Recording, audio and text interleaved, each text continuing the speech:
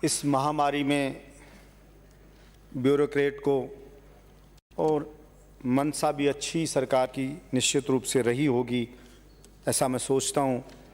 Corona में Rajasthan state ने पूरे हिंदुस्तान में सबसे अच्छा काम किया।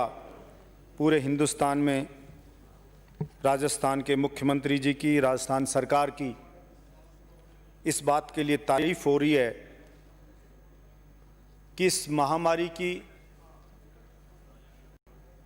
गंभीरता को, इससे उत्पन्न होने वाले खतरे को सबसे पहले राजस्थान सरकार ने भांपा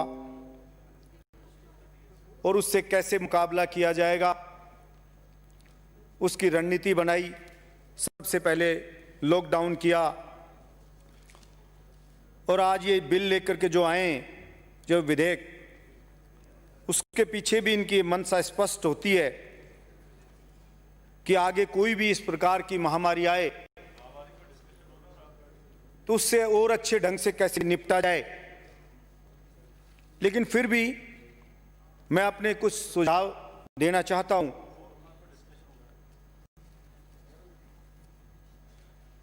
कुछ लोग, अध्यक्ष महोदय, इस महामारी में बर्बाद हो गए, लुट गए, और कुछ लोग इस महामारी में आबाद हो गए, उनकी मौज हो गई। इसलिए मैं कहना चाहता हूं, आपकी मंशा अच्छी है,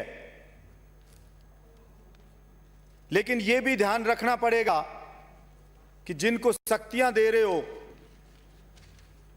पब्लिक को राहत देने के लिए, वो पब्लिक को एक्चुअल में राहत दे रहे हैं या सिर्फ अपना घर भर रहे हैं। अध्यक्ष महोदय, अभी भी जो कोरोना के वक्त में जो पूरे हिंदुस्तान में काम हुआ, चाहे किसी भी स्टेट गवर्नमेंट ने किया हो, अगर उसकी गहराई में जाकर कोई जांच करेगा तो होश उड़ जाएंगे कि लोगों ने किस प्रकार का गबन किया, का मौका दिया, किस प्रकार आमंत्रित करेंगे। 14 विभागों के मंत्री इसमें शामिल होंगे। कमाई को लूट करके ले गए और कुछ लोग इस महामारी के वक्त भी जरा सा भी अपना नुकसान बर्दाश्त नहीं करना चाहते।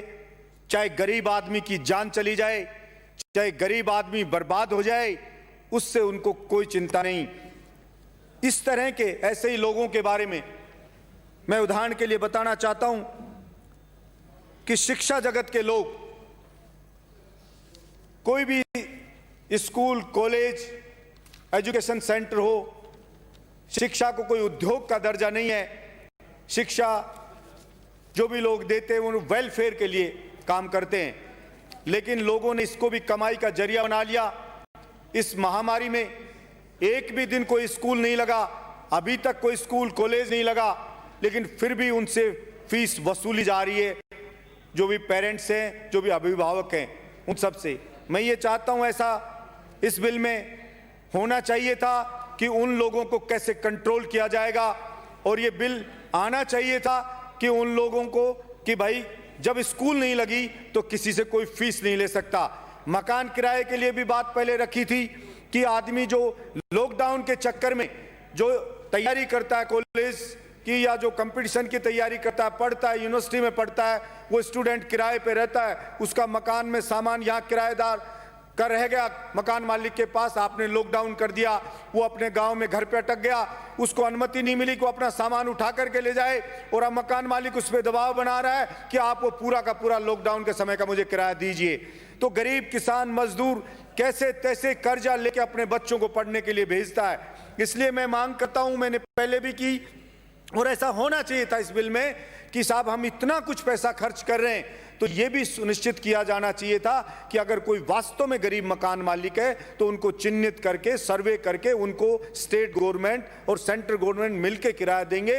लेकिन उस गरीब का जो बच्चा है, उस बच्चा, उसकी बेचारे की शिक्षा उसको मिल सके, वो गरीब दिला सके, उस बात की सुरक्षा करते हुए किराया सरकारें उसका चुकता करेंगी।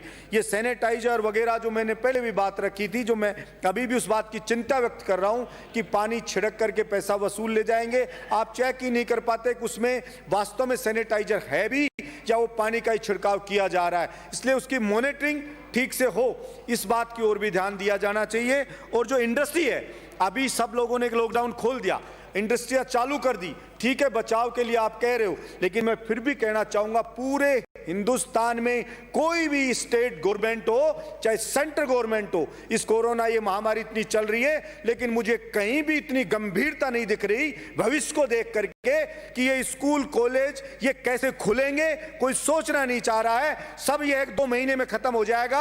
अगर ये 2 साल तक चल गया कोरोना तो क्या ये सारे के सारे स्टूडेंट इनके ये इतना समय बर्बाद हो जाएगा? इंडस्ट्री है, इंडस्ट्री में लेबर नहीं आ रही है, डर के मारे लेबर नहीं आ रही है, लेकिन इस ओर किसी का भी ध्यान नहीं दिया गया कि फैक्ट्री में जो लेबर है उसका डर कैसे निकाला जाए, जो काम कर रहे हैं उनका डर कैसे निकाला जाए, और उनका डर निकलने के बाद दूसरे लोगों को कैसे प्रेरित किया जाए कि वो इंडस्ट्री के अंदर आए।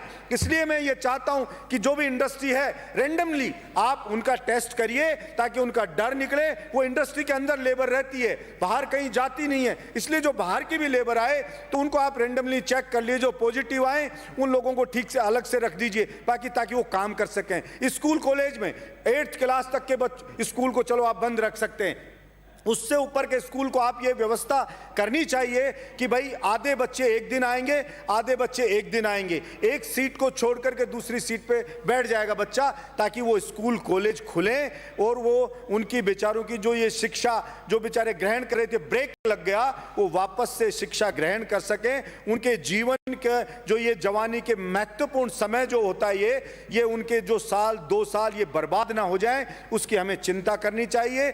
और ये वैसे ही जैसे इंस्टीट्यूट हैं या जो भी लोग हैं उन सबके भी रेंडमली आप चेक करेंगे, अगर स्कूल में भी आप चेक करेंगे, सैंपल लेंगे, तो मैं ये समझता हूं कि वो सब इस चीज से उनका डर निकल पाएगा, वो सेफ्टी भी रख पाएंगे, पढ़ाई भी चल पाएगी। हम बचाव बचाव कर रहे हैं, मैं सुनता आ रहा हूं एक ही नारा कि बस बचाव ही सब कुछ है कोरोना से। अरे भाई बचाव ही तो है, लेकिन फिर भी कोई सामने आ गया तो लड़ना ही पड़ेगा, कितना ही शरीफ आदमी हो। शरीफ आदमी बसता है किसी बुरे आदमी के साथ, लेकिन बुरा आदमी सर पे आकर के चढ़ गया तो उसको लड़ना ही पड़ेगा, ये उसकी मजबूरी है। इसलिए कोरोना हमारे सर पे चढ़ता आ गया है, बचाव बचाव बहुत हो गया है, अभी हमें इससे लड़ना भी पड़ेगा और लड़ने की रणनीति भी बनानी पड़ेगी। मैं ये अपेक्षा रखता हूं कि सरकार ऐसा भी कोई कदम उठाए, ऐसी रणनीति बनाए। हमारा राजस्थान पहले नंबर पे हिंदुस्तान में रहा, तो मैं चाहता हूं इस रणनीति में भी राजस्थान हिंदुस्तान में पहले नंबर पे रहे और आदर्श बने, यही मैं अपेक्षा रखता हूं। धन्यवाद सभापति महोदय। बलवान पूनिया।